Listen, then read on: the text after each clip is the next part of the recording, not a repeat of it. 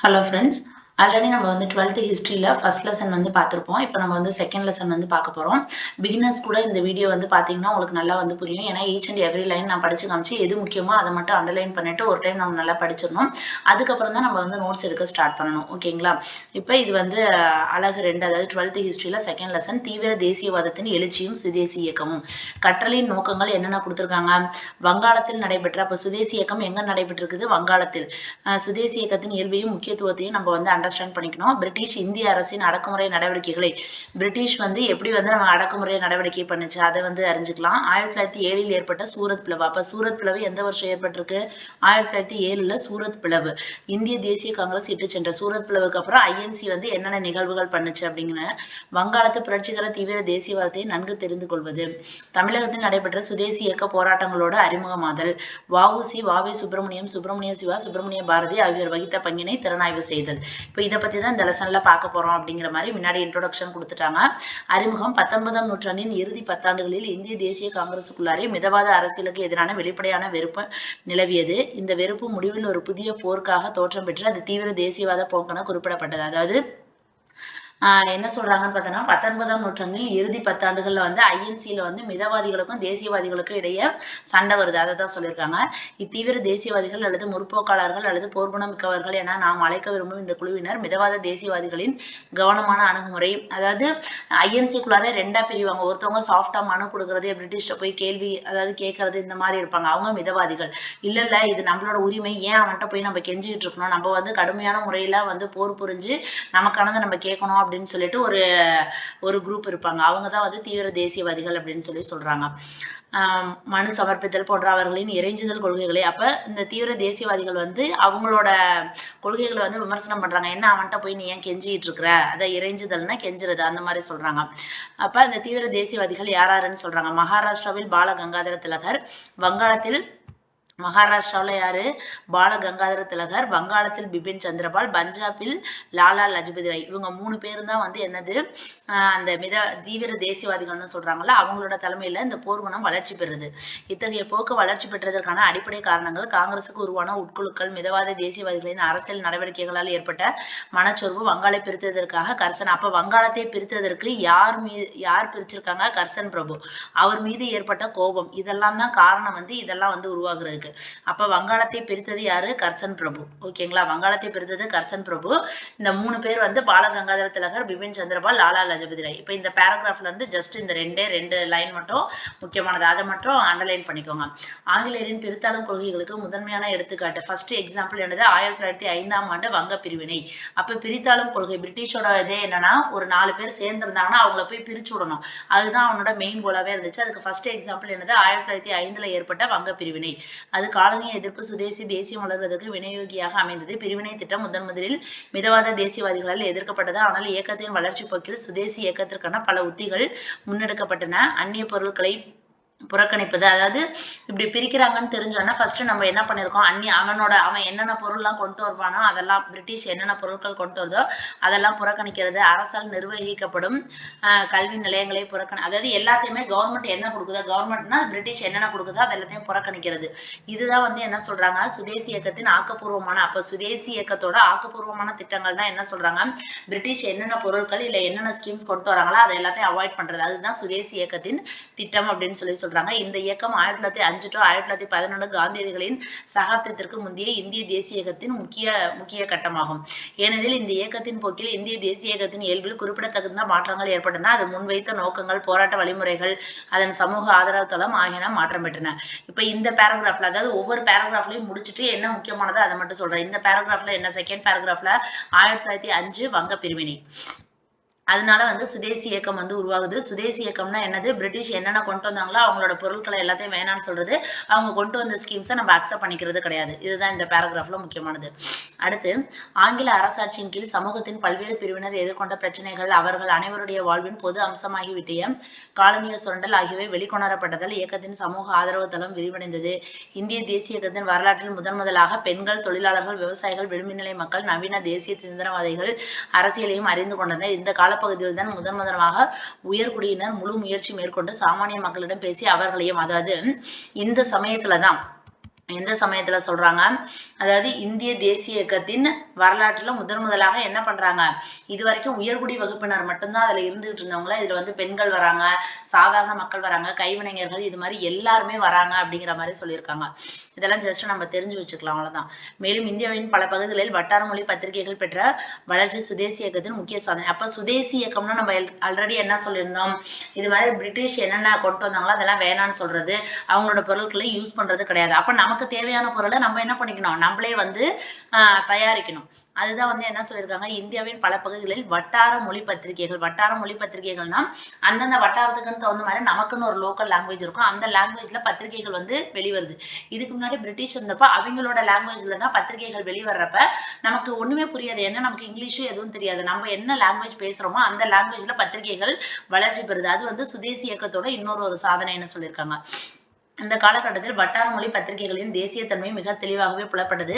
தமிழ்நாட்டுல என்னென்ன வந்திருக்குன்னு பாருங்க. சுதேசிமித்திரன், தமிழ்நாட்டுல சுதேசிமித்திரன். அப்ப இதெல்லாம் லோக்கல் லாங்குவேஜ்ல வந்திருக்கும். மகாராஷ்டிராவில் கேசரி, வங்காளத்தில் யுகந்தர். இதெல்லாம் வந்து என்னது? Important news papers.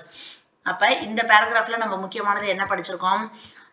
சுதேசி இயக்கத்தோட இன்னொரு சாதனை என்ன? வட்டார மொழி பத்திரிகைகள் வந்து வளர்ச்சி பெற்றிருக்கு. அது தமிழ்நாட்டுல சுதேசமித்திரன், மகாராஷ்டிராவில கேசரி, வங்காளத்துல யுகந்தர். இந்த நியூஸ் பேப்பர்ல ஒரு கிரேட் எக்ஸாம்பிள். அடுத்து சுதேசி இயக்கம் மக்களிடையே பெரும் ஆதரவை பெற்ற நிலையில் தேசிய இயக்க நடவடிக்கைகளை அவை எத்தகையதாக இருந்தாலும் அவற்றை நசுக்கும் பொருட்டு ஆங்கில அரசு, இப்ப பிரிட்டிஷ் அரசு என்ன பண்ணிருக்கு? இவங்க வந்து நம்ம கொண்டு வர பொருட்களை யூஸ் பண்ண மாட்டேங்கிறானுங்க. அதே மாதிரி நம்ம கொண்டு வர ஸ்கீம்ஸையும் இவங்க எதுவும் அக்செப்ட் பண்ணிக்க மாட்டேங்கிறாங்க. அப்ப நிறைய நம்ம அடக்குமுறை சட்டங்கள் போடலாம் அப்படின்னு சொல்லிட்டு பிரிட்டிஷ் வந்து என்ன பண்ணுது? நிறைய சட்டங்கள் போடுது. அது என்னென்ன சட்டங்கள் பாருங்க. ஃபர்ஸ்ட் பொதுக்கூட்டங்கள் சட்டம் 1907, அப்புறம் வெடிமருந்து சட்டம் 1908, செய்தித்தாள் சட்டம், தூண்டுதல் குற்றச்சட்டம் 1908, இந்திய பத்திரிகை சட்டம் 1910. இந்த மாதிரியான நிறைய அடக்குமுறை சட்டங்களை யார் கொண்டு வரா? பிரிட்டிஷ் வந்து கொண்டு வருது. பொதுக்கூட்டம் சட்டம்னா 1907. இது வந்து ஒரு ஷார்ட்கட் மாதிரி நம்ம ஏதாச்சும் ஞாபகம் வச்சுக்கலாம். பொதுவா வந்து 7 மணிக்கு மேல எங்கேயும் வந்து கூட்டம் போட்டு நிக்க கூடாது அப்படின்னு வச்சுக்கலாம். பிரிட்டிஷ் வந்து சொல்ற மாதிரி பொதுவா நீங்க 7 மணிக்கு மேல எங்கேயும் நீங்க கூட்டம் போட்டு நிக்க கூடாது அப்படின்னு சொல்றாங்கன்னு வச்சுக்கலாம். அடுத்து வந்து வெடிமருந்து சட்டம். வெடிமருந்து சட்டம் வந்து 1908. வெடிமருந்து சட்டம்னா 1908.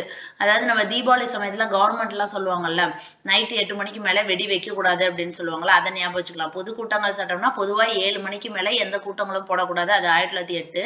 வெடிமருந்து சட்டம் அப்படின்னு பார்த்தோம்னா வெடி வெடிக்கிறது பார்த்தோம்னா 8 மணிக்கு மேல வெடி வெடிக்க கூடாதுன்னு சொல்றாங்க. அதை ஞாபகம் வச்சுக்கலாம். அதே 1908ல செய்தித்தாள் சட்டம், தூண்டுதல் குற்றச்சட்டம்னா காலையில 8 மணிக்கெல்லாம் நம்ம எழுந்திரிச்சோம்னா 7 மணிக்கெல்லாம் வந்து, அதாவது காலையில எப்பொழுதும் ஸ்கூல் போறதுக்கு, காலேஜ் போறதுக்கு முன்னாடி காலையில 8 மணிக்கு நியூஸ் பேப்பர் படிக்கணும் அப்படின்னு ஞாபகம் வச்சுக்கலாம்.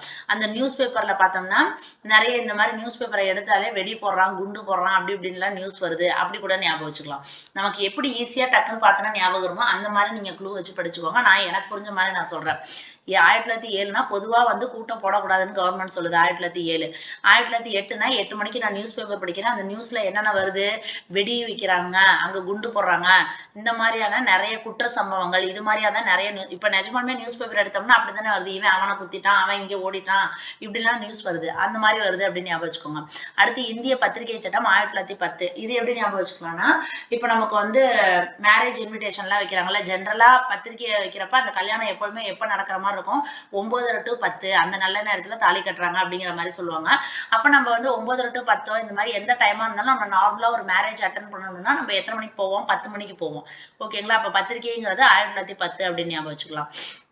பொதுக்கூட்டங்களை கண்காணிப்பது, பதிவு செய்வது அவ்வாறு மேற்கொள்ளப்பட்ட நடவடிக்கைகளில் ஒன்றாகும். பேச்சுகளை பதிவு செய்வதற்காக முதன்முறையாக காவல்துறையினர் சுருக்கெழுத்து முறையை வந்து பயன்படுத்தியிருக்காங்களாம். இந்த பாடத்தில் வங்காளத்திலும் தேசிய அளவிலும் நடைபெற்ற நிகழ்வுகளை விவாதிக்கும் போதே தமிழ்நாட்டில் நடைபெற்ற சுதேசி இயக்கத்தையும் விவாதிக்க உள்ளோம். இந்த லெசன்ல என்ன படிக்க போறோங்கிறத சொல்றாங்க. குறிப்பாக வ.உ.சி., சுப்பிரமணியன், சுப்பிரமணிய சிவா, சுப்பிரமணிய பாரதி ஆகியோர் வகித்த பாத்திரத்தின் மீதும் தனி கவனம் செலுத்துகிறோம். அப்ப இந்த பேராகிராஃப்ல நம்ம என்ன ஒவ்வொரு பேராகிராஃபும் நம்ம பார்த்துட்டு இருக்கோம். அதன் பிரகாரம் இந்த பேராகிராஃப்ல என்னது? இந்த 3 சட்டம். 1907னா பொதுக்கூட்டம், 1908ல வந்து செய்தித்தாள், அதுக்கப்புறம் பார்த்தீங்கன்னா வெடிமருந்து சட்டம், 1910னா பத்திரிகை சட்டம். அவ்வளவுதான். அடுத்து வந்து 2.1 வங்க பிரிவினை 1899 ஜனவரி 6 புதிய தலைமை ஆளுநராகவும் இந்தியாவின் அரச பிரதிநிதியாகவும் கர்சன் பிரபு பணி நியமனம் செய்யப்பட்டார். இந்த கர்சன் பிரபு தான் வங்காளத்தை வந்து பிரிச்சிருப்பாரு. அது 1905 நடைபெற்றிருக்கும். 1905 வங்க பிரிவினை நமக்கு நல்ல ஞாபகம் வரும். இவரு அந்த இது வங்க பிரிவினை 1905 வர்றதுக்கு முன்னாடி எப்பவே வந்துட்டாரு. எப்பவே அவர் வந்து ஆளுநரா வந்திருக்காரு 1899 ஒரு 6 வருஷத்துக்கு முன்னாடி ஞாபகம் வச்சுக்கோங்க.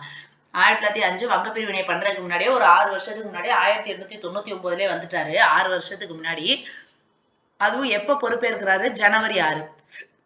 ஓகேங்களா, நமக்கு அந்த 1905 ஞாபகம் இருந்துச்சுன்னா அதை விட 6 வருஷத்துக்கு முன்னாடி அதே ஜனவரி 6. இதுல வந்து இப்ப இவர் வந்து என்ன பண்றாங்க, ஆளுநரா வராங்க. அதே மாதிரி இந்தியாவுக்கு ஒரு அரச பிரதிநிதியாகவும் கர்சன் பிரபு வந்து நியமனம் செய்யறாங்க. தொடர்ந்து ஏற்பட்ட பஞ்சங்கள், பிளேக் நோய் ஆகியவை ஏற்படுத்திய தாக்கத்தின் விளைவாக ஆங்கிலேயரின் செல்வாக்கு மேன்மேலும், அதாவது இப்ப மக்களுக்கு வந்து நிறைய பஞ்சங்கள், பிளேக் நோய் இதெல்லாம் வருதுன்னா யார் வந்து ஆட்சி பண்றாங்களோ அவங்க மக்களுக்காக ஏதாச்சும் வந்து நிறைய பண்ணணும். ஆனா அதெல்லாம் பிரிட்டிஷ் எதுவும் பண்ணாம இருக்கிறதுனால நார்மலா மக்களுக்கு இன்னும் வந்து பிரிட்டிஷ் மேல உள்ள செல்வாக்கு வந்து குறைஞ்சுக்கிட்டே இருக்குது. கற்றறிந்த இந்திய மக்கள் பிரிவினரின் கருத்துக்களை மாற்றுவதற்கு கர்சன் சிறிய அளவிலான முயற்சிகளை மேற்கொண்டார். கற்றறிந்த தேசியவாத அறிஞர்களோடு ஈடுபாட்டை ஏற்படுத்திக் கொள்வதற்காக மாறாக அவர் வரிசையாக பல அடக்குமுறை இந்த ஆள் வந்து என்ன பண்ணியிருக்கான், நிறைய அடக்குமுறை நடவடிக்கைகளை மேற்கொண்டிருக்காங்க. எடுத்துக்காட்டாக கல்கத்தா மாநகராட்சி குழுவில் அங்கம் வகித்த தேர்ந்தெடுக்கப்பட்ட இந்திய உறுப்பினர்களின் எண்ணிக்கையை குறைச்சிருக்காரு. அதாவது 1899 இவர் வந்த உடனே இவர் வந்து எங்க வந்திருக்காரு, வங்க பிரிவினைன்னா நம்ம வந்து கல்கத்தா அந்த இடத்துல தானே வந்திருக்காரு. அப்ப அங்க என்ன பண்ணிருக்காரு, கல்கத்தா மாநகராட்சி குழுவுல வந்து கொஞ்சம் பேர் வந்து இந்திய உறுப்பினர்களும் இருப்பாங்க, பிரிட்டிஷ் உறுப்பினர்களும் இருப்பாங்க. இப்ப இவர் வந்தோன்னே என்ன பண்றாரு, இந்தியர்களுக்கு வந்து கெடுதல் நினைக்கணும் அப்படிங்கிறதுக்காக இந்திய உறுப்பினர்களோட கவுண்டிங்கை என்ன பண்ணிருக்காரு, குறைச்சிருக்காரு. எப்ப இவர் வந்த உடனே 1899 இவர் வந்தோம்னா ஃபர்ஸ்ட் பண்ண ஒரு கெட்ட விஷயம் என்ன அப்படின்னு பார்த்தோம்னா, நம்ம இந்திய உறுப்பினர்களின் எண்ணிக்கை வந்து மாநகராட்சி குழுவுல இருந்து கொஞ்சம் குறைச்சிருக்காரு. 1904 இயற்றப்பட்ட பல்கலைக்கழக சட்டம். அப்ப 1904 என்னது, யூனிவர்சிட்டி ஆக்ட். இது எப்படி ஞாபகம் வச்சுக்கலாம்னா, பல்கலைக்கழகம் யூனிவர்சிட்டி அப்படின்னு பார்த்தோம்னா யூனிவர்சிட்டி, ஸ்கூலு, காலேஜ் இது எல்லாமே எப்படி கட்டியிருப்பாங்க, 4 பக்கம் வந்து சுவர் இருக்கும். ஓகேங்களா, அப்ப பல்கலைக்கழகம் அப்படிங்கிறது வந்து ஒரு இடம், ஒரு ரூமு, ஒரு பிளேஸ். அப்ப அது வந்து 4 பக்கமும் செவுரு வச்சு அடைச்சிருப்பாங்கன்னு வச்சுக்கோங்க. அப்ப 1904 வந்து பல்கலைக்கழக சட்டம். பல்கலைக்கழக சட்டத்தின்படி கல்கத்தா பல்கலைக்கழகம் அரசின் நேரடி கட்டுப்பாட்டின் கீழ் வைக்கப்பட்டது. அப்ப இவர் வந்து ஒரு பல்கலைக்கழகம் ஆக்ட் அப்படின்னு சொல்லி ஒண்ணு போட்டுட்டு அதன் பிரகாரம் கல்கத்தாவில் உள்ள யூனிவர்சிட்டி யாருக்கு கீழே வருதான், அரசின் நேரடி கட்டுப்பாடு. அரசுனா யாரு, இவங்க பிரிட்டிஷ். அதாவது கர்சன் வந்து மக்களுக்கு கெடுதல் நினைக்கணும் அப்படின்னு சொல்லிட்டு ஃபர்ஸ்ட் பண்ண விஷயம் வந்து கேண்டிடேட் அந்த உறுப்பினர்களோட எண்ணிக்கையை குறைக்கிறாரு. அதுக்கப்புறம் கல்கத்தா யூனிவர்சிட்டியை டைரக்டா கவர்மெண்ட்டுக்கு கீழே கொண்டு வராரு. நான் இந்த மாதிரி இப்படி நடத்துறப்பே நீங்க வந்து மனப்பாடம் பண்ணிட்டீங்கன்னா உங்களுக்கு ரொம்ப ஈஸியா இருக்கும். கதை மாதிரி கேட்டுக்கிட்டு எது முக்கியமான பாயிண்டோ அதை மட்டும் ஞாபகம் வச்சுக்கலாம். இந்திய செய்தி பத்திரிகைகளின் தேசியவாத தன்மையை குறைப்பதற்காக அலுவலக ரகசிய சட்டம். அதே மாதிரி திருப்பி ஒரு சட்டம் போட்டிருக்காரு. என்னது, அலுவலக ரகசிய சட்டம் 1904. திருப்பி என்னது, அலுவலக ரகசிய சட்டம். அலுவலகம்னா என்னது, ஆபீஸ். ஆபீஸ்னா என்னது, ரூம். அது 4 பக்கமும் செவுரு இருக்கும். அங்க ரகசியமா பேசிக்கிறாங்க. அப்ப 4 செவுத்துக்குள்ளார பேசுறது வெளியில எதுவும் தெரியாது. அப்ப ரகசியம், அலுவலகம் இதெல்லாம் வந்துச்சுன்னா 1904 வருஷம். அதே மாதிரி பல்கலைக்கழகம் ஆக்டும் 1904. இதுலலாம் இவர் என்ன பண்ணிருக்காரு, திருத்தம் பண்ணிருக்காரு. அந்த ஆக்ட் அங்க வந்து போட்டிருக்காரு. இறுதியாக வங்காளத்தை, இப்ப இதெல்லாம் 1899 ஆட்சிக்கு வந்தாரு. 1904 இந்த 2 விஷயங்கள் பண்றாரு. இறுதியாக வங்காளத்தை வந்து பிரிக்க போறாரு. எப்ப, 1905 வங்காளத்தை பிரிக்க போறேன் அப்படின்னு சொல்லிட்டு ஆணை பிறப்பிக்கிறாரு. இந்த பிரிவினை இந்தியா முழுவதும் பரவலான எதிர்ப்புக்கு இட்டு சென்றது. இந்திய தேசியத்தில் ஒரு புதிய கட்டத்தை துவங்கி வைத்தது.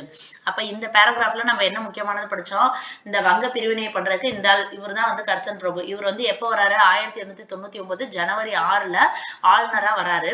இவர் வந்த உடனே என்ன பண்றாரு, மக்களுக்கு 2 கெட்ட விஷயம் பண்றாரு. அதாவது கல்கத்தா மாநகராட்சி குழுவுல இந்தியர்களோட உறுப்பினர்களோட எண்ணிக்கையை குறைக்கிறாரு. இன்னொன்னு வந்து யூனிவர்சிட்டி ஆக்ட் பிரகாரம் கல்கத்தா யூனிவர்சிட்டி வந்து டைரக்டா கவர்மெண்ட்டுக்கு கீழே கொண்டு வராரு.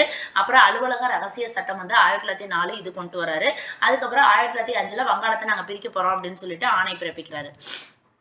ஒரு நிர்வாக பிரிவு என்னும் பொருளில் வங்காள மாகாணம் உண்மையிலேயே மேலாண்மை செய்ய இயலாத வகையில் வடிவத்தில் பெரிதாக இருந்தது.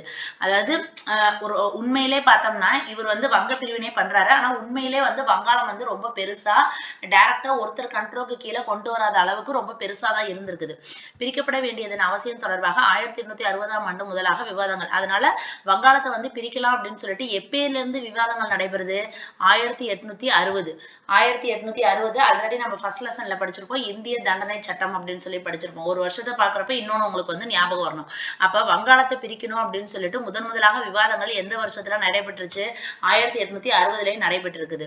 மார்ச் 1890 பிரிவினைக்கான திட்டத்திற்கு புத்துயிர் அளிக்கப்பட்டது. இதெல்லாம் தேவையில்ல. கர்சன் அசாம் சென்றிருந்த போது ஐரோப்பிய பெரும் பண்ணையாளர்கள் அவரிடம் ஒரு வேண்டுகோள் வைத்தனர். அதாவது கர்சன் வந்து எங்க போறாரு? அசாம் போறாரு. அப்ப போறப்ப அங்க வந்து இவங்கெல்லாம் யூரோப்பியன்ஸ் தானே, அங்க உள்ள பெரிய பண்ணையாளர்கள் எல்லாமே அவருக்கு ஒரு கோரிக்கை, அதாவது வேண்டுகோள் வைக்கிறாங்க. என்னன்னா, கல்கத்தாவிற்கு அருகே தங்களுக்கு ஒரு கடல் வழியை ஏற்படுத்தி கொடுத்தால் அவர்கள் அசாம் பெங்கால் இருப்பு பாதையை சார்ந்திருப்பதை ஓரளவு தவிர்த்து கொள்ள முடியும். அதாவது நாங்க வந்து இப்ப இங்க இருந்து டிரான்ஸ்போர்ட் ஆகி போறதுக்காக நாங்க வந்து எந்த இருப்பு பாதை, அதாவது இருப்பு பாதைன்னா ரயில்வே, இது அசாம் பெங்கால் அப்படிங்கிற இருப்பு பாதையை நாங்க வந்து டிபெண்ட் பண்ணி இருக்கிறோம். அதனால நீங்க என்ன பண்ணலாம்னா, கல்கத்தாவுக்கு பக்கத்துல எங்களுக்கு ஒரு கடல் வழியை ஏற்படுத்தி கொடுத்துட்டீங்க அப்படின்னம்னா நாங்க இந்த ட்ரெயினை வந்து டிபெண்ட் பண்ணி இருக்க தேவையில்ல அப்படின்னு சொல்லிட்டு யூரோப்பியன்ஸ் வந்து யார்கிட்ட கேக்குறாங்க? கர்சன்ட்ட வந்து கேக்குறாங்க. இதனைத் தொடர்ந்து டிசம்பர் 1903 தன்னுடைய இந்தியாவின் பிரதேச மறுவிநியோகம் தொடர்பான குறிப்புகளில் ஒரு திட்டத்தை கர்சன் தீட்டியிருந்தார். அதுவே பின்னர் திருத்தம் செய்யப்பட்டு ரிஸ்லி அறிக்கை என்ற பெயரில் வெளியிடப்பட்டது. அப்ப ரிஸ்லி அறிக்கையை வெளியிட்டவர் யாரு அப்படின்னு பார்த்தோம்னா கர்சன் பிரபு. இவர் இந்த ரிஸ்லி அறிக்கையை எதுக்காக வெளியிடுறாரு அப்படின்னு பார்த்தோம்னா, இந்த வங்காளத்தை வந்து பிரிக்கிறது சம்பந்தமான அந்த விஷயம் தான். அப்ப ரிஸ்லி அறிக்கைன்னா நமக்கு எது ஞாபகம் வரணும்? கர்சன் பிரபு ஞாபகம் வரணும். இந்த அறிக்கை பிரிவினைக்கு ஆதரவாக 2 காரணங்களை முன்வைத்தது. அவை, அதாவது இப்படி பிரிக்க போறோம்னா இதுக்கு வந்து இவர் காரணம் சொல்றாரு. 2 ரீசன் சொல்றாரு. என்னன்னா, வங்காளத்திற்கு சுமை குறைவு, அசாமின் முன்னேற்றம். அதாவது என்னன்னு சொல்றாரு? வங்காளத்திற்கு வந்து சுமை குறைவு, ஏன்னா ரொம்ப பெருசா இருக்கு, அதை நிர்வாகம் பண்றது ரொம்ப கஷ்டமா இருக்கு. அப்ப அவங்களோட பர்டன் வந்து கொஞ்சம் குறையும். அதே மாதிரி இதனால நமக்கு வந்து என்ன ஆகும்? அசாம் வந்து இன்னும் கொஞ்சம் முன்னேற்றம் அடையும். ஏன்னா ரொம்ப பெருசா இருக்கிறதுனால எல்லாத்தையும் கவனிக்க முடியல, நிர்வாகம் பண்ண முடியல. 2ஆ பிரிக்கிறப்ப அசாம் இன்னும் கொஞ்சம் முன்னேற வாய்ப்பு இருக்கு அப்படிங்கிற மாதிரி இவர் சொல்லியிருக்காரு. எப்படி இருந்த போதிலும் இத்திட்டம் எவ்வாறு ஆங்கிலேய அதிகாரிகளின் ஐரோப்பிய வணிகர்களின், ஆனா இந்த மாதிரி ஒரு ரீசன் சொல்றாரு. ஆனா உண்மையிலே ரீசன் என்ன? ஏற்கனவே ஐரோப்பிய பண்ணையாளர்கள் என்ன சொல்லியிருந்தாங்க? நீங்க வந்து கல்கத்தாவில இருந்து எங்களுக்கு ஒரு கடல் வழியை ஏற்படுத்தி கொடுத்தீங்கன்னா நாங்க அசாம் இந்த ட்ரெயினை வந்து டிபெண்ட் பண்ணியிருக்க தேவையில்ல அப்படின்னு சொல்லி அவங்க சொன்னாங்க. அவங்களோட நல்லதுக்காக தான் இவர் பண்றாரு. ஆனா வெளியில அரசியல்வாதினால என்னது அந்த மாதிரி சொல்லுவாங்க தானே, அந்த மாதிரி வெளியில இப்படி வந்து பொய்யா இந்த மாதிரி இதுக்காக தான் நாங்க வந்து பிரிக்கிறோம் அப்படிங்கிற மாதிரி இவர் வந்து சொல்றாரு. அப்ப இந்த பேராகிராஃப்ல நம்ம என்ன முக்கியமானது படிச்சிருக்கோம்? ஒவ்வொரு பேராகிராஃபும் படிச்சுட்டு இருக்கோம். வங்காளத்தை பிரிக்கிறதுக்கு முதல்ல விவாதங்கள் எந்த வருஷமும் ஏற்பட்டுச்சு? 1860 ஏற்பட்டுச்சு. இந்த ஐரோப்பிய பண்ணையாளர்கள் கர்சன்ட்ட என்ன சொல்லியிருக்காங்க? நீங்க வந்து கல்கத்தாவுக்கு பக்கத்துல ஒரு கடல் வழியை ஏற்படுத்தி கொடுத்தீங்கன்னா நாங்க அசாமுக்கும் பெங்காலுக்கும் இடையே உள்ள ட்ரெயினை வந்து டிபெண்ட் பண்ணி இருக்க தேவையில்ல அப்படின்னு சொல்றாங்க. அதன் பிரகாரம் இவர் வந்து கர்சன் பிரபு ரிஸ்லி அறிக்கையை வந்து வெளியிடுறாரு. அந்த அறிக்கையில என்ன சொல்றாரு? வங்காளத்திற்கு சுமை குறைவு, அசாம் வந்து நல்ல முன்னேற்றம் அடைய போகுது அப்படிங்கிற கருத்தை வந்து சொல்லி நாங்க வங்காளத்தை பிரிக்கிறோம் அப்படின்னு சொல்றாரு. தொடக்கத்தில் வங்காளத்தின் சில பகுதிகளை மாற்றுவது அல்லது ஏனைய பகுதிகளை மாற்றி அமைப்பது என்றிருந்த எண்ணம் டிசம்பர் 1903 முதல் 1905க்குள் பிரிவினைக்கான முழு திட்டமாக மாற்றப்பட்டது. வங்காளம் 2 மாகாணங்களாக பிரிக்கப்பட வேண்டும். புதிய கிழக்கு வங்காளமும் அசாமும் சிட்டகாங், டாக்கா, திப்ரோவில் உள்ள ராஜஷாஹி மலையின் சில பகுதிகள் அசாம் மாகாணம் மற்றும் மால்டா ஆகியவற்றை உள்ளடக்கியதாக இருக்கும். அதாவது 2ஆ பிரிக்கிறோம்னு சொல்றாங்கல்ல, அதை வந்து சொல்லியிருக்காங்க. இதெல்லாம் எதுன்னு சொல்லிட்டு இது நமக்கு தேவையில்ல, அதனால இதை விட்டுறலாம். இப்ப இந்த பேராகிராஃப்ல எதுவும் முக்கியமானது இல்லை. அடுத்து பாருங்க, இந்து முஸ்லிம்களை பிரிக்கும் நோக்கம். ஆங்கிலேய ஆட்சிக்கு எதிராக வங்காளத்தில் நடைபெறும் அரசியல் நடவடிக்கைகளை அடக்கி இந்து முஸ்லிம் மக்களிடையே பிரிவினையை உருவாக்கு. அப்ப கர்சனோட மெயினான கோலே என்னது? ஹிந்து முஸ்லிம். ஏன்னா பிரிட்டிஷ்னாலே அவங்களுக்கு என்ன, பிரித்தாளும் கொள்கை தான் வந்துட்டு இருக்கும். இப்ப இவர் கர்சன் மெயினா எதுக்கு வராரு? இந்து முஸ்லிம் அவங்களோட மக்களிடையே பிரிவினையை ஏற்படுத்துறதுக்கு வராரு. குடிமை பணியாளர்கள் முன்வைத்த மாற்று திட்டங்களை, குறிப்பாக வங்காளத்தை மொழி அடிப்படையில் பிரிப்பது என்னும் கருத்து வேண்டுமென்றே புறந்தள்ளப்பட்டது. ஆனா இவங்க முன்னாடியே என்ன சொல்லியிருக்காங்க? வங்காளத்தை பிரிங்க, ஆனா மொழி அடிப்படையில பிரிங்க அப்படின்னு சொல்லியிருக்காங்க. ஓகேங்களா? அதாவது ஒரு குறிப்பிட்ட லாங்குவேஜ் பேசுறவங்கள ஒரு இடத்துல பிரிங்க, ஒரு குறிப்பிட்ட லாங்குவேஜ் பேசுறவங்கள பிரிங்க அப்படிங்கிற மாதிரி சொல்லியிருக்காங்க. ஆனா அந்த கர்சன் என்ன பண்ணிட்டாரு? முடியாதுன்னு இது பண்ணிட்டாரு. இந்த திட்டம் வங்காள அரசியல்வாதிகளை மேன்மேலும் ஒருங்கிணைத்து விடும் என்பதால் கர்சன் இத்திட்டத்தை ஏற்க மறுத்தார். கர்சன் பிடிவாதமாக பிரிக்கப்பட்ட வங்காளம் தெளிவாக தனித்தனியாய் பிரிக்கப்பட்ட இந்து முஸ்லிம் மக்களே. ஆனா இவங்க வந்து மொழி அடிப்படையில பிரிங்கன்னு சொல்லியிருக்காங்க. ஆனா அவர் கேட்காம இவர் என்ன பண்ணிட்டாரு? இந்து முஸ்லிம் அந்த அடிப்படையில தான் நான் வந்து இடத்தை பிரிப்பேன் அப்படிங்கிற மாதிரி இவர் சொல்லிட்டாரு. ஆனா புவியியல் அடிப்படையிலே பாகிரதி ஆறு அப்படின்னு சொல்லி ஒரு ஆறு இருக்கு. இயற்கையாகவே அது வந்து எப்படி இருக்கும்? வங்காளத்தை 2ஆ பிரிக்கிற மாதிரி இருக்கும். அப்ப வங்காளத்தை பிரிக்கலான்னு முடிவு வந்துருச்சு. அதுல வந்து மொழி அடிப்படையில பிரிங்க அப்படின்னு சொல்றாங்க. ஆனா இவர் வந்து இந்து முஸ்லிம் அடிப்படையில தான் பிரிக்கிறாரு. ஆனா உண்மையிலே வந்து பாகிரதி ஆறு வந்து இயற்கையாகவே வங்காளத்தை வந்து பிரிக்குது. தனக்கு முன்னர் பணியாற்றிய சாளுக்கியவர்களைப் போலவே கர்சனும் இதனை அறிந்திருந்தனர். கிழக்கு வங்காளத்தில் முஸ்லிம். அப்ப முஸ்லிம்கள் எங்க இருக்கிறாங்க? அதாவது வங்காளத்தை 2ஆ பிரிக்கிறாங்க. அப்ப கிழக்கு வங்காளத்துல யார் இருக்காங்க? முஸ்லிம்கள் அதிகம் இருக்கிறாங்க. மேற்கு வங்காளத்துல ஹிந்துக்கள் வந்து இருக்கிறாங்க. அதே இது மத்திய வங்கத்தில் சென்ட்ரல்ல வந்து என்னங்க, இரு சமூகத்தினர், அதாவது ஹிந்து முஸ்லிம் 2 பேருமே ஈக்குவலா இருக்கிறாங்க. முஸ்லிம் மக்களின் நன்மதிப்பை பெறும் உள்நோக்கத்தோட அவர்களை நயந்து செல்லும் போக்கை ஆங்கில நிர்வாகம் கடைபிடித்தது. அதாவது முஸ்லீமோட இவங்க வந்து கொஞ்சம் ஐஸ் வைக்கிறதுன்னு சொல்லுவாங்கல்ல, அந்த மாதிரி இருக்கிற மாதிரி பிரிட்டிஷ் வந்து நடந்திருக்குது. முந்தைய முஸ்லீம் ஆட்சி முதலாக முஸ்லீம் மக்கள் ஒருபோதும் அனுபவித்திராத ஒரு ஒற்றுமையை புதிய மாகாணமான கிழக்கு வங்காளத்தில் அனுபவிப்பீர்கள் அப்படின்னு சொல்லிட்டு இவர் வந்து டாக்காவில் வந்து என்ன பண்ணியிருக்காரு, பிரிக்கிறதுக்கு முன்னாடி 1904 கர்சன் பிரபு முஸ்லீம்களுக்கு வந்து சொல்றாரு. அதாவது கிழக்கு வங்காளத்துல முஸ்லீம் நிறைய இருக்கிறாங்க, மேற்கு வங்காளத்துல ஹிந்துக்கள் நிறைய இருக்கிறாங்க, மத்திய வங்காளத்துல 2 பேரும் இருக்கிறாங்க. அப்ப இவர் என்ன சொல்றாரு, 1904 டாக்காவில் கர்சன் என்ன சொல்றாரு, முஸ்லீம்களுக்கு நீங்க இது வரைக்கும் இந்த மாதிரியான ஒரு ஒற்றுமையான ஒரு இதை நீங்க பார்த்துக்கவே மாட்டீங்க. அந்த அளவுக்கு நீங்க வந்து ஒரு ஒற்றுமையை நீங்க பார்க்க போறீங்க, கிழக்கு வங்காளத்துல பார்க்க போறீங்க, அதனால இப்படி பிரிக்க போறேன் அப்படிங்கிற மாதிரி இவர் சொல்லியிருக்காரு. இந்த பேராகிராஃப்ல இவ்வளவுதாங்க முக்கியமானது. ஓகேங்களா? அடுத்து வங்க பிரிவினை வங்காள மக்களை மதத்தின் அடிப்படையில் பிரிப்பதற்கு பதிலாக அவர்களை ஒன்றுபடுத்தியது. இனம், வர்க்கம், சமயம், வட்டாரம் ஆகிய தடைகளை தாண்டி மக்களிடையே வளர்ந்து கொண்டிருந்த வங்காளிகள் என்னும் அடையாளத்தை ஆங்கில நிர்வாகம் ஒருவேளை குறைத்து மதிப்பிட்டிருக்கலாம். 19ஆம் நூற்றாண்டின் இறுதியில் சமூகத்தின் பெரும் பகுதியினரிடையே வங்காள ஒற்றுமை என்னும் வலுவான எண்ணம் வளர்ந்துவிட்டது. ரவீந்திரநாத் தாகூரை மையமாக கொண்ட வங்க மொழி இலக்கிய மதிப்பை பெற்றுவிட்டது. அப்ப அந்த வங்காளத்துலதான் யார் இருந்திருக்காருங்க, ரவீந்திரநாத் தாகூர். அவர் வந்து என்ன பண்ணியிருக்காரு, வங்க மொழியில இலக்கிய மதிப்பை பெற்றுவிட்டது. ஒரு இலக்கியத்துக்கு மதிப்பாயிடுச்சு வங்க மொழியில இவர் வந்து எழுதுனதுனால ரவீந்திரநாத் தாகூர். வட்டார மொழி பத்திரிகைகளின் வளர்ச்சி ஒற்றுமை தொடர்பான கதை வடிவிலான விவரிப்புகளை கட்டமைப்பதில் பங்காற்றியது.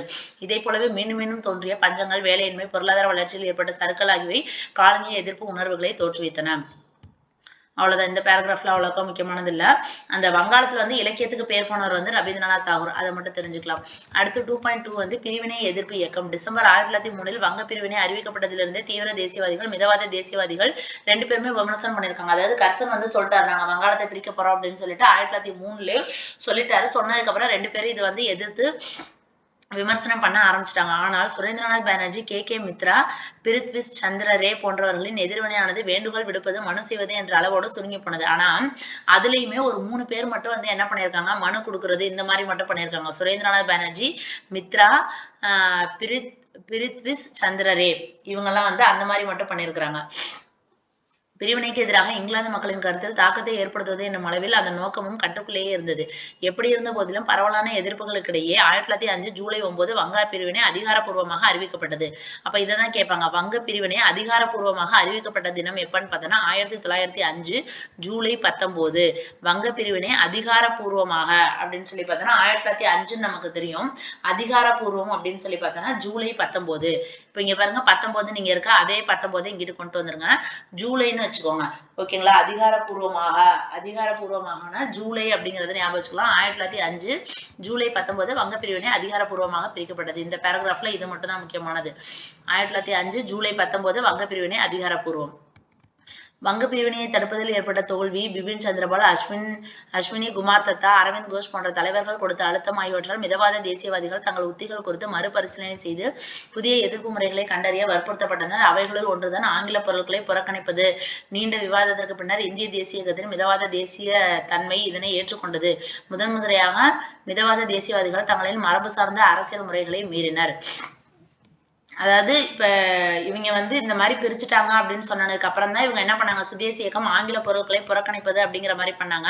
முதன்முறையா வந்து யார் இதை வந்து அக்செப்ட் பண்ணிட்டாங்க, மிதவாத தேசியவாதிகள். ஏன்னா அவங்க எப்பொழுதுமே என்னது ரொம்ப சாஃப்டா வந்து போய் மனு கொடுக்கறது, பிரிட்டிஷ்ட போய் ஏன் இப்படி பண்றீங்க அப்படி இப்படின்னு கேட்கறது, இந்த மாதிரி தான் இருந்தாங்க. அவங்க முதன்முறையா என்ன பண்ணியிருக்காங்க, ஆங்கில பொருட்களை புறக்கணிக்கிறது இதெல்லாம் வந்து அக்செப்ட் பண்ணிக்கிட்டாங்களாம். 1905 ஜூலை 17, அதாவது இது எப்போ வந்து அதிகாரப்பூர்வமா அறிவிச்சாங்க, 1905 ஜூலை 19. அதுக்கு முன்னாடி ஒரு 2 நாளைக்கு முன்னாடி 1905 ஜூலை 17 அதே கல்கத்தாவுல ஒரு கூட்டம் நடைபெற்றிருக்கு. அந்த கூட்டம்ல எதிர்ப்பை மக்களிடையே விரிவுபடுத்துவது என்று, அதாவது ஒரு கூட்டம் வந்து ஏற்படுத்தியிருக்காங்க. எதுக்காக அந்த கூட்டம் போட்டிருக்காங்கன்னா, நடைபெற்ற கூட்டம் ஒன்றில் எதிர்ப்பை மக்களிடையே, அதாவது இந்த மாதிரி வங்காளத்தை பிரிக்கிறாங்கல்ல, அப்ப அவங்களுக்கு வந்து எதிர்ப்பு தெரிவிக்கணும் அப்படின்னோம்னா அதை மக்களும் வந்து சேர்ந்து எதிர்ப்பு தெரிவிக்கணும். அதை எப்படி தெரிவிக்கிறாங்கிற மாதிரி ஒரு முடிவு பண்ணிருக்காங்க. அதே கூட்டத்தில் ஆங்கில பொருட்கள் நிறுவனங்களையும் புறக்கணிக்க சுரேந்திரநாத் பானர்ஜி அறைகோல் விடுத்தார். அதே கூட்டத்துல இவர் என்ன பண்ணிருக்காரு, பிரிட்டிஷோட பொருட்கள் அவங்களோட நிறுவனங்கள்ல வேலை செய்யறதெல்லாம் புறக்கணிக்கணும் அப்படின்னு சொல்லிட்டு சுரேந்திரநாத் பானர்ஜி என்ன பண்றாரு, அறைகோல் விடுக்கிறாருன்னா மக்கள்கிட்ட எல்லாம் சொல்றாரு, நீங்க வந்து அவங்களோட பொருட்களை யூஸ் பண்ணாதீங்க, அவங்களோட கம்பெனிஸ்ல வேலை பார்க்காதீங்க அப்படின்ட்டு. அப்ப ஆகஸ்ட் 7 கல்கத்தா நகர அரங்கில், அதாவது ஜூலை 17 இந்த கூட்டம்ல இதெல்லாம் முடிவு பண்றாங்க. ஜூலை 19 அந்த கர்சன் என்ன பண்ணிட்டான், அதிகாரப்பூர்வமா அறிவிச்சிட்டான். அதுக்கப்புறம் ஜூலைக்கு அப்புறம் என்ன, ஆகஸ்ட் 7 கல்கத்தா நகர அரங்கில், அதாவது கல்கத்தா நகர அரங்கில்னா டவுன் ஹால்ல, கல்கத்தா டவுன் ஹால்ல இன்னொரு கூட்டம் நடைபெற்றிருக்கு. அதுலதான் வந்து சுதேசி இயக்கம் வந்து முறையாக பிரகடனம் பண்ணியிருக்காங்க. இதெல்லாம் வந்து சும்மா ஒரு கூட்டத்துல சொல்லியிருக்காங்க. ஆனா சுதேசி இயக்கம் வந்து முறையாக பிரகடனப்படுத்த இடம் எது அப்படின்னு பார்த்தோம்னா கல்கத்தா டவுன் ஹால். எப்பன்னு பார்த்தோம்னா ஆகஸ்ட் 7. ஓகேங்களா, அதாவது 1905 ஆகஸ்ட் 7 அப்பதான் வந்து முதல் முறையாக பிரகடனம் பண்ணியிருக்காங்க. அப்ப இந்த பேராகிராஃப்ல எது முக்கியம் அப்படிங்கிறது உங்களுக்கு தெரியுதுங்களா? இப்போ படிக்க உங்களுக்கே தெரியும் எது முக்கியமா, அதை மட்டும் திருப்பி இந்த மாதிரி ஒரு பேராகிராஃப் படிச்சுட்டு திருப்பி ஒரு டைம் ரீகால் பண்ணீங்கன்னா நல்லா மைண்ட்ல பதிஞ்சிரும். அதாவது அந்த ஆங்கில பொருட்களை புறக்கணிக்கிறத வந்து முதன்முறையா வந்து யார் அக்செப்ட் பண்ணியிருக்காங்க, மிதவாத தேசியவாதிகள் அக்செப்ட் பண்ணியிருக்காங்க. 1905 ஜூலை 17 கல்கத்தாவில் ஒரு கூட்டத்தில் வந்து மக்கள்கிட்ட வந்து எப்படி எதிர்ப்பு தெரிவிக்கணும் அப்படிங்கிற மாதிரி சொல்லி கொடுத்துட்டு இருக்காங்க. அந்த சமயத்துல சுரேந்திரநாத் பானர்ஜி என்ன பண்ணியிருக்காரு, அறைகோல் வந்து விடுக்கிறாரு, ஆங்கில பொருட்கள் நிறுவனங்கள் இதெல்லாம் நீங்க யாரும் பார்ட்டிசிபேட் பண்ணாதீங்க அப்படின்னு சொல்லிட்டு. அதன் பிரகாரம் ஆகஸ்ட் 7 கல்கத்தா டவுன் ஹால்ல சுதேசி இயக்கம் அப்படிங்கிறது வந்து முறையாக வந்து பிரகடனப்படுத்துறாங்க. இருந்த போதிலும் சுதேசி இயக்கத்தின் நிகழ்ச்சி நிரலானது வங்க பிரிவினையை ரத்து செய்ய போதுமான அளவிற்கு கட்டுக்குள் வைக்கப்பட்டிருந்தது. மேலும் மிதவாத தேசியவாதிகள் இந்த இயக்கத்தை பயன்படுத்தி முழு அளவிலான அமைதி வழியில் எதிர்ப்பை தொடங்குவதற்கு முற்றிலும் எதிராக இருந்தனர். ஆனால் தீவிர தேசியவாதிகள் இந்த இயக்கம் ஏனைய மாகாணங்களுக்கு விரிவுபடுத்தப்படும் முழு அளவிலான வெகுஜன இயக்கத்தை துவங்குவதற்கும் ஆதரவாக இருந்தனர். இது எதுவும் தேவையில்ல. அடுத்து இயக்கத்தின் பரவல். தலைவர்களின் திட்டமிடப்பட்ட முயற்சிகளுக்கும் மேலாக வங்க பிரிவினைக்கு எதிராக தன்னெழுச்சியான எதிர்ப்புகள் ஏற்பட்டன, குறிப்பாக மாணவர்கள் பெருமளவில். அப்ப இந்த வங்க பிரிவினையில யார் இது பண்ணிருக்காங்க, மாணவர்கள் நிறைய பார்ட்டிசிபேட் பண்ணிருக்காங்க. பிரிவினைக்கு எதிரான போராட்டத்தில் மாணவர்களின் பங்கேற்பு அதிகம். இதன் எதிர்வினையாக ஆங்கில அதிகாரிகள் நேரடி நடவடிக்கை நிகழ்வுகளில் பங்கேற்கும் மாணவர்களுக்கு கல்வி உதவித்தொகை மானியங்கள் நிறுத்தப்படும். அப்ப பிரிட்டிஷ் என்ன பண்றாங்க, பயமுறுத்துறாங்க, மாணவர்கள் நீங்க அதுல வந்து பார்ட்டிசிபேட் பண்ணீங்க, எங்களை எதிர்த்து பார்ட்டிசிபேட் பண்ணீங்கன்னா உங்களுக்கு வந்து நிறைய இப்ப இந்த மாதிரி உதவித்தொகை, படிக்கிறதுக்கு உதவித்தொகை கொடுக்குறோம், உங்களுக்கு நிறைய மானியங்கள்லாம் கொடுக்குறோம்ல, அது எல்லாத்தையும் நாங்க வந்து நிப்பாட்டிடுவோம் அப்படின்னு சொல்லி பயமுறுத்துறாங்க. இதற்கு எதிர்வினையாக தேசிய கல்வி நிறுவனங்களை பள்ளிகளை உருவாக்குவதற்கான முயற்சிகளை மேற்கொள்வதற்கும். அப்ப இவங்க எல்லாம் என்ன நினைக்கிறாங்க, சுதேசி இயக்கம்னா அப்படியே பிரிட்டிஷோட பொருட்களை எல்லாத்தையும் வேணாம்னு சொல்லிட்டு நமக்கு தேவையானது நம்மளே தயாரிச்சுக்கணும், பொருட்கள் துணிகள் இதெல்லாம் தயாரிச்சுக்கலாம். இப்ப படிப்பு சம்பந்தமா அவன் தான் சொல்லி கொடுத்துட்டு இருக்கான். இப்ப அதுக்கு அவன் பயமுறுத்துறான் அப்படின்னம்னா நம்ம வந்து தேசிய கல்வி நிறுவனங்கள் இல்லாட்டி ஸ்கூல் இதெல்லாத்தையும் நம்மளே வந்து உருவாக்கணும் அப்படிங்கிற மாதிரி ஒரு முடிவுக்கு வந்து வராங்க. வங்காளம் முழுமையிலும் நகரங்களிலும் கிராமங்களிலும் ஆயிரக்கணக்கில் பொதுக்கூட்டங்கள் நடத்தப்படுறாங்க. மத விழாக்களான துர்கா பூஜை போன்றவற்றை புறக்கணிப்பு பற்றிய வேண்டுகோள் விடுப்பதற்காக பயன்படுத்தப்பட்டன. அப்ப மத விழாக்கள்லாம் நடைபெறுது, துர்கா பூஜை இந்த மாதிரி மக்கள் நிறைய கூடுற இடத்தெல்லாம் இவங்க வந்து என்னவா யூஸ் பண்ணிக்கிறாங்க, எப்படி வந்து அவங்களை வந்து புறக்கணிக்கலாம், அதை பத்தி மக்களுக்கு வந்து ஒரு தெளிவுபடுத்தணும். ஏன்னா மக்கள் எல்லாத்தையும் ஒரு இடத்துல கூப்பிட்டு நம்ம சொல்றதுக்கு ஆல்ரெடி ஒரு ஃபங்க்ஷன் சமயத்துல எல்லாரும் கூடி இருப்பாங்கல்ல, அந்த சமயத்துல வந்து நிறைய விஷயங்களை இவங்க வந்து சொல்லிடுறாங்க. அதிகாரப்பூர்வமாக வங்காளம் பிரிக்கப்பட்ட நாளான 1905 அக்டோபர் 16. அப்ப அதிகாரப்பூர்வமாக வங்காளம் பிரிக்கப்பட்ட தினம், அதாவது அதிகாரப்பூர்வமாக அறிவிச்ச டேட் தான் பார்த்தோம்னா 1905 நம்ம ஜூலை 19ன்னு படிச்சோம். ஆனா இது வந்து எந்த தினத்துல அவங்க வந்து பிரிச்சிருக்காங்க அப்படின்னு பார்த்தோம்னா 1905 அக்டோபர் 16. அதுதான் வங்காளத்தை வந்து இவங்க வந்து அதிகாரப்பூர்வமா பிரிச்சுட்டாங்க. பிரிச்சதை வந்து துக்க தினமாக கடைபிடிக்கணும் அப்படின்னு சொல்லிட்டு இவங்க சொல்லியிருக்காங்க. ஆயிரக்கணக்கான மக்கள் என்ன பண்ணிருக்காங்க, கங்கையில நீராடி வந்தே மாதரம் அப்படிங்கிற பாடலை பாடிட்டு ஊர்ல வந்து அப்படியே வந்து வீதிகள்ல வந்து வந்திருக்காங்க. புரியுதுங்களா? இப்ப இந்த பேராகிராஃப்ல மெயினா என்னது, இந்த வங்க பிரிவினைக்கு மாணவர்கள் வந்து பெருமளவில் பங்கேற்கிறாங்க. அதே மாதிரி அப்ப பிரிட்டிஷ் வந்து அவங்களை பயமுறுத்துது, நீங்க இதுல போய் பார்ட்டிசிபேட் பண்ணீங்கன்னா உங்களுக்கு உதவித்தொகை மானியங்கள் இதெல்லாம் தரமாட்டோம் அப்படின்னு சொல்லிட்டு. அப்ப இதுக்கான கல்வி நிலையங்கள்லாம் நம்மளே ஏற்படுத்திக்கலாம் அப்படிங்கிற மாதிரி நிறைய முயற்சிகள் மேற்கொள்ளப்படுது. அப்புறம் துர்கா பூஜை இந்த மாதிரி மத விழாக்கள் நடைபெறுது. அந்த விழாக்கள் நடைபெற சமயத்துல மக்களுக்கு வந்து இந்த மாதிரி எப்படி புறக்கணிக்கணும் அப்படிங்கிற மாதிரியான சொல்ற விஷயங்களுக்காக அந்த விழாக்களை வந்து யூஸ் பண்ணிக்கிறாங்க. 1905 அக்டோபர் 16 வந்து துக்க தினமா, அதாவது அன்னைக்குதான் வங்காளத்தை வந்து அதிகாரப்பூர்வமா பிரிச்சிடுறாங்க. அதாவது சொன்ன டேட் வந்து ஜூலை 19, அதை வந்து கரெக்டா பிரிச்சதை பார்த்தோம்னா அக்டோபர் 16, அது வந்து துக்க தினமா செலிப்ரேட் பண்ணணும் அப்படின்னு சொல்றாங்க. அப்ப கங்கையில நீராடி வந்தே மாதரம் அப்படிங்கிற பாடலை பாடிட்டு வீதிகள்ல ஊர்வலமா வராங்க. ஓகேங்களா? இப்ப 2.2 வரைக்கும் படிச்சிருக்கோம். அடுத்து இன்னும் நமக்கு வந்து 2.3, அதுக்கப்புறம் 2.4, 2.5, அப்புறம் 2.6.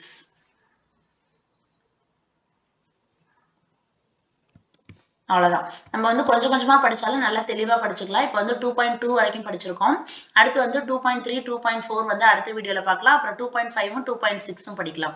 ஓகேங்களா? இப்படி கொஞ்சம் கொஞ்சமா படிச்சாலும் நமக்கு டக்குன்னு கேட்டாலும் நல்லா மைண்ட்ல இருக்கும். இப்ப நம்ம 1/2 மணி நேரம் படிச்சத வந்து நீங்க நோட்ஸா மேக் பண்ணீங்க அப்படின்னோம்னா, ஜஸ்ட் வந்து ஒரு 5 ஒரு 10 ஒரு ஒரு பேஜ்ல வந்து ஒரு 1/2 பக்கம் தான் வரும். அவ்வளவுதான் வரும். இத மட்டும் நீங்க திருப்பி ரீகால் பண்ணாலே போதும். கொஞ்சம் கொஞ்சமா படிச்சாலும் நல்லா ஸ்ட்ராங்கா படிக்கலாம். ஓகே ஃபிரெண்ட்ஸ், அடுத்த வீடியோல பார்க்கலாம். பை.